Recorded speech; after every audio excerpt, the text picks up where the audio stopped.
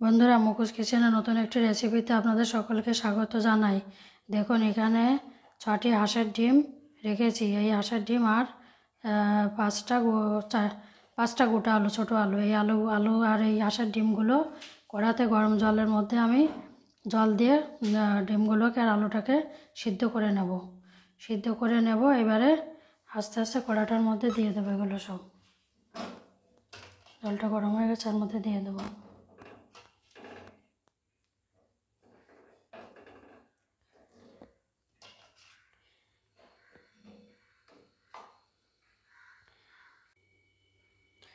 কড়াতে জল দিয়ে ডিম আর আলুটা আমি সিদ্ধ করতে দিয়েছি। এর মধ্যে দিয়ে দেব 1 চামচ, এই 1 চামচ লবণ দিয়ে দেবো এর মধ্যে। লবণটা দিয়ে সিদ্ধ করলে হয় কি, ডিমটা ফেটে আর বেরিয়ে যাবে না, একটা ডিমও ফেটে বেরিয়ে যাবে না। এইভাবে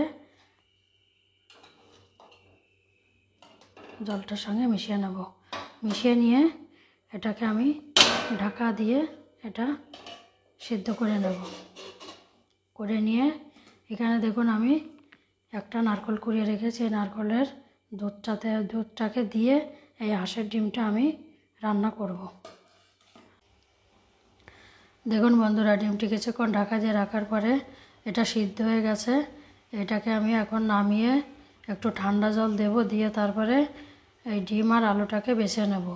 আর এইখানে আমি একটা নারকেল কুড়িয়ে রেখেছি। সেই নারকেলটাকে এখানে, এই যে নারকেলটা, এটা আমি একটু উষ্ণ গরম জলে, এখনও তো একটু শীত আছে, এই তেলটা না দুধটা খুব বেরোতে চায় না, তাই অল্প একটু উষ্ণ জলে এটাকে আমি একটু গরম করে নেব। নিলে দুধটা ভালো মতো বেরিয়ে যাবে।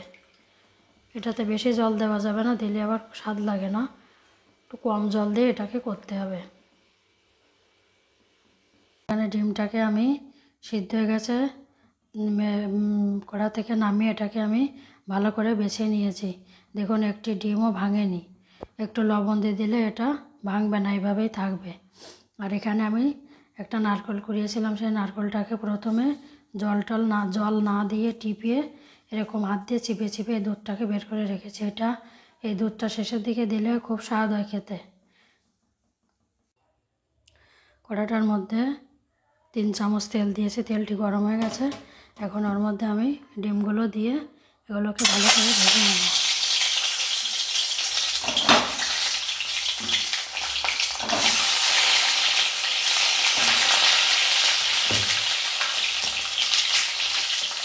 পরিমাণ মতো লবণ,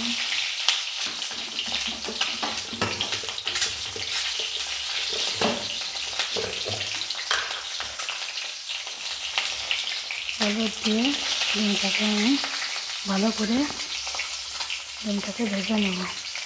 ভেজে তুলে নেব।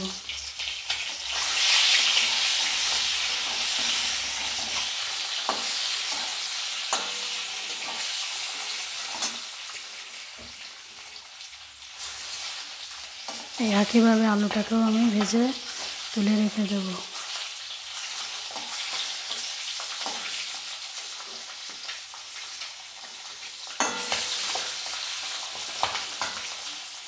এরকম করে লাল করে ভেজে নিলে খেতে বেশ ভালো স্বাদ লাগে।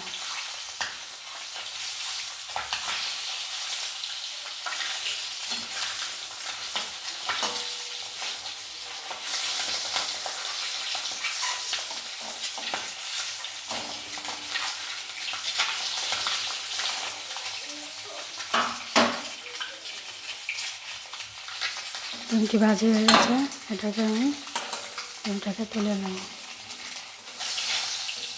তুলে নিয়ে ওই জায়গাতে আমি দিয়ে দেবো আলুটাকে দিয়ে এইভাবে একইভাবে আমি আলুটাকে ভেজে নেব।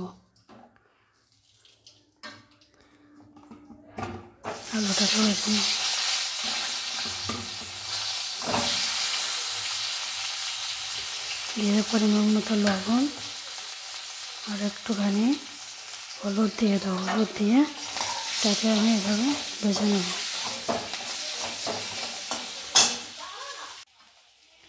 আলুটি ভাজি হয়ে গেছে, এটা আমি তুলে নেব।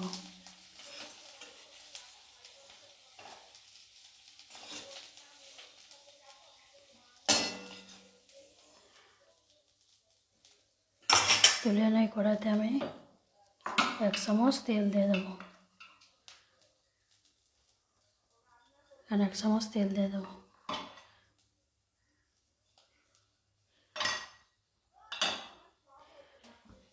তেলটি গরম হয়ে গেছে। এই তেলের মধ্যে আমি দিয়ে দেব, এখানে রেখেছি দেখুন, এখানে 2 এলাচ রেখেছি, ছোট 1 টুকরো দারচিনি, 3টে ছোট লবঙ্গ, আর একটুখানি জিরে, আর একটা তেজপাতা ছিঁড়ে এইটা আমি ফোড়নে দিয়ে দেব। ফোড়নে দিয়ে ভালো করে গরম হয়ে গেলে এর মধ্যে আমি আগে থেকে এখানে নারকেলের দুধটাকে ভালো করে ছাঁকনি দিয়ে ছেঁকে রেখে দিয়েছি, এর মধ্যে দিয়ে দেবো। দিয়ে জাল দিতে দিতে এটা ঘন হয়ে আসলে, কম হয়ে আসলে ওর মধ্যে আমি ডিমগুলোকে দিয়ে দেবো।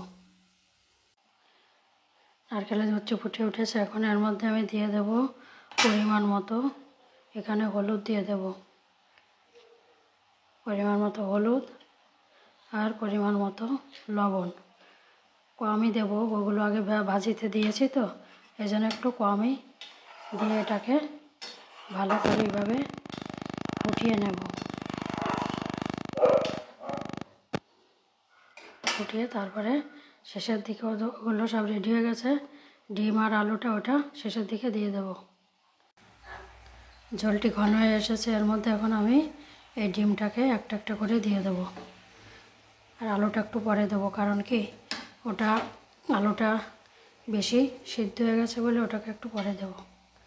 ডিমটা থেকে দিয়ে ভালো করে জাল দিয়ে নেব, তাহলে এর ভিতরে নারকেলের দুধের মিষ্টিটা এর মধ্যে ঢুকে যাবে, তাহলে খুব ভালো লাগবে খেতে। আলুটাকে এর মধ্যে দিয়ে দেব, দিয়ে আমার ভেজে রাখা মশলাটা এর মধ্যে দেব। ওখানে আমি জিরে, ধনে আর গোলমরিচ ভেজে গুঁড়ো করে রেখেছি, ওইটা ওর মধ্যে দিয়ে দেব। ওটা দিলে তারপরে ওটাতে খুব ভালো স্বাদ হয়।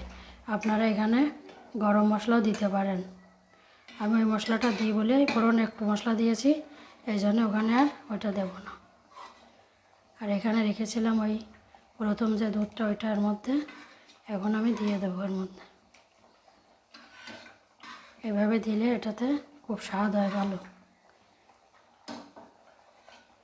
এইভাবে আপনারা বানাবেন, একবার বানিয়ে খেয়ে দেখবেন কেমন লাগে।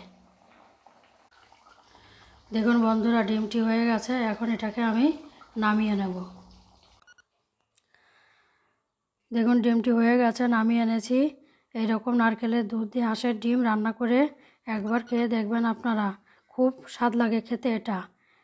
এরকম রান্নার ভিডিও পেতে মুখোশ কিচেন চ্যানেলটিকে আপনারা সাবস্ক্রাইব করবেন, লাইক করবেন, শেয়ার করবেন আর জানাবেন কেমন লাগলো।